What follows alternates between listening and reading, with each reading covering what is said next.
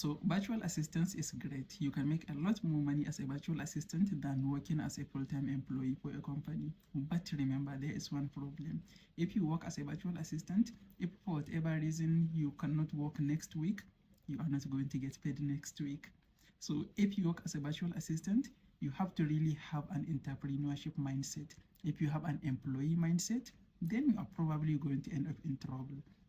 If you are an employee, you just finished college, maybe you apply for a job, you get hired, you work for 30 or 35 years, you get a pension, you retire.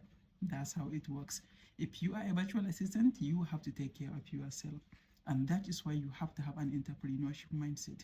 When you are working as a virtual assistant, you are making more money and you are planning for your future.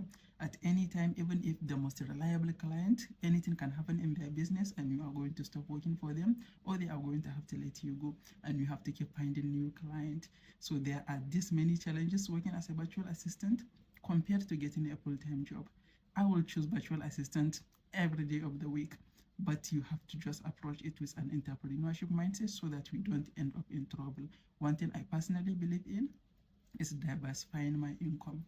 If you work in an entrepreneurship, anything related to entrepreneurship, having multiple sources of income is super important. Of course, if you are a complete beginner, you cannot just start and have multiple incomes. You have to focus on one thing, build it off, then you are going to look at something else. And that is exactly what I did, and this is the advice I give everyone. If you haven't started making money as a virtual assistant, that should be your focus. But as soon as you start making money as a virtual assistant, you should start thinking of something that can be your safety net. In case for whatever reason you cannot work as a virtual assistant, you have something that is going to take care of you.